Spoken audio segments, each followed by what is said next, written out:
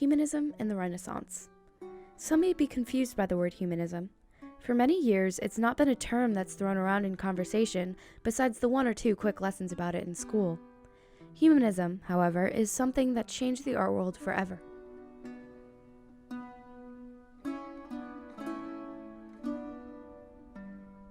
Before the Renaissance, the Christian Church had overruled all decisions and lifestyles.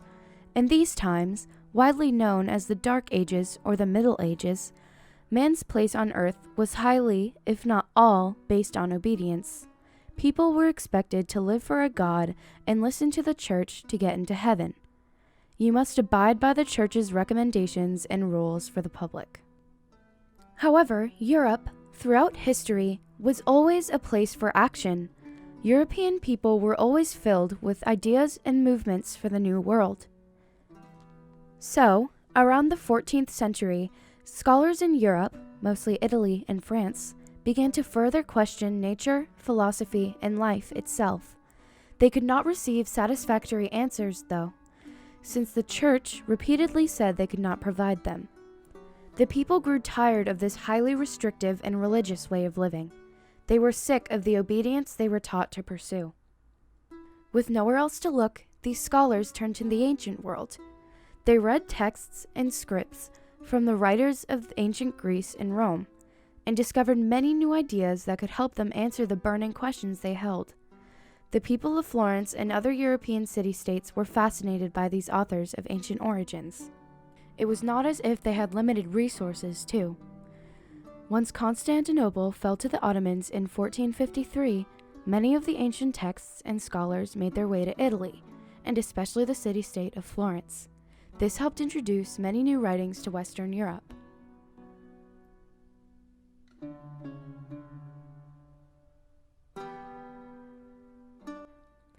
Humanism was an intellectual movement, thus given the ism at the end of it.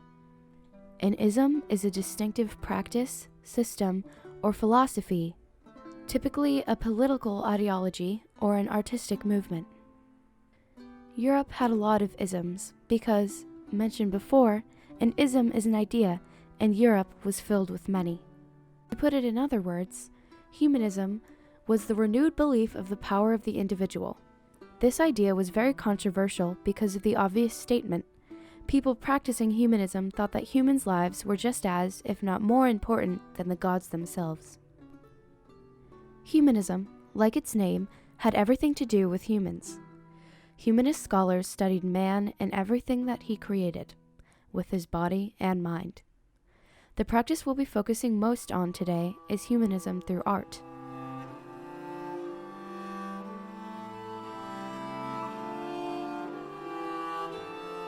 To better compare the extravagant difference from these two eras of art, let's take a look at pieces from both the Middle Ages and the Renaissance. Let's take a look at a few paintings from the Middle Ages.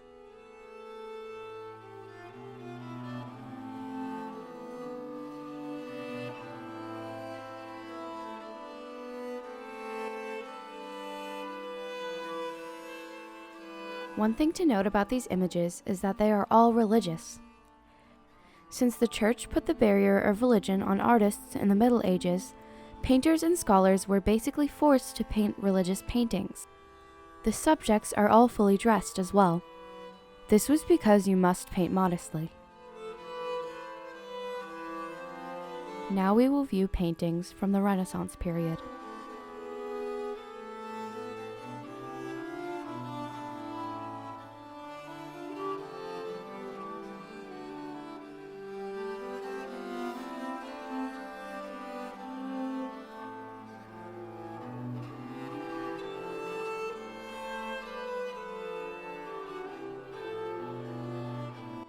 Notice how much freer and expressional the paintings come across as. Painters began studying the human body and painted men and women to capture the beauty of man. No longer did religion and modesty rule over creativity, but creativity ruled over them. Another thing to note is what art was seen as.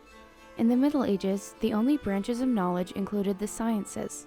Sciences were math, science, and possibly geology or some forms of writing. was only seen as a way of expressing your interest in religion or simply a hobby.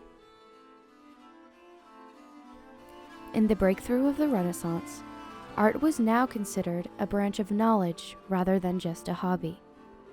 Not just art, but also humanism. Many citizens dedicated their lives to the study of man, becoming humanist scholars in the process.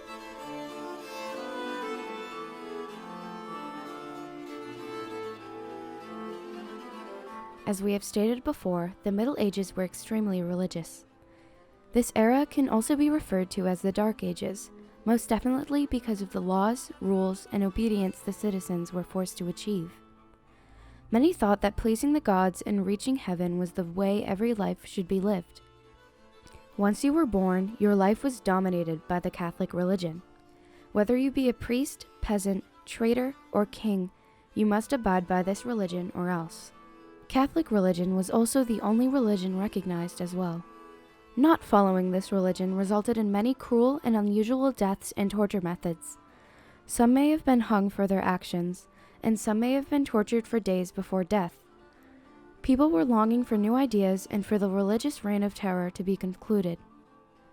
Bishops, priests, and high religious figures were given much power back in these times, allowing them to spread word of religion and limitations. Some rejoiced in the work of religion and the gods, but some, like the artist being withdrawn, did not.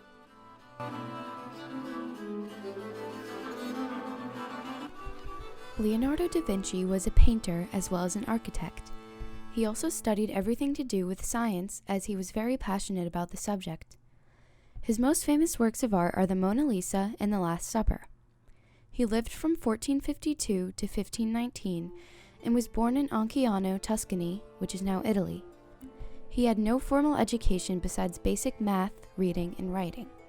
However, his father appreciated Leonardo's artistic talent and had him apprentice a sculptor around age 15. Leonardo deeply influenced the world with his own unique views on art and science. He thought that both art and science were deeply connected with each other.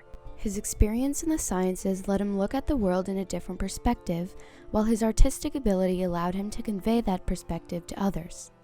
Today, we are able to know so much about him from the many notebooks he filled with studies and notes from aeronautics to anatomy.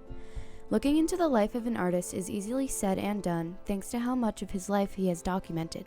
Although, since the world was just being introduced to movable type, his books are a bit tough to understand. While we've talked about scholars taking ideas, we haven't gone in depth as to how artists became so interested in studying the human body. We can almost certainly assume that they took their influence from ancient artists' busts of men and women. Many years before these scholars, ancient citizens created the concept of humanism. They believed that they were just important as the gods, and that they should celebrate and encapsulate the beauty and uttermost wonder of their own lives. They sculpted busts and statues of bodies, mainly fit humans and ones with perfect physique. They did this to try and achieve their goal of making what they thought in their mind was human perfection. Artists from the Middle Ages looked back at this and saw it as something they wanted to continue and revive.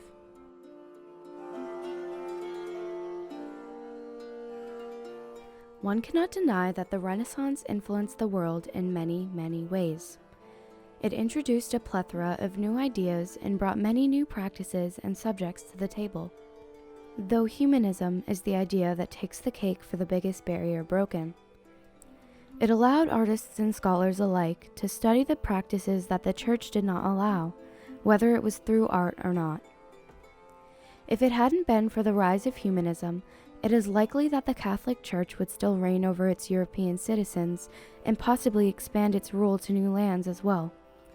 People would still be taught from a young age that the only purpose of life is to abide by religion and please the gods to achieve your path to heaven. If it hadn't been for humanism through art, many would not have a creative outlet to study and practice the importance of life and man through their paintings and sculptures. In conclusion, the rise of humanism broke the barrier of religion in the medieval ages, thus creating an influence so large, its technique and legacy lives on to this day.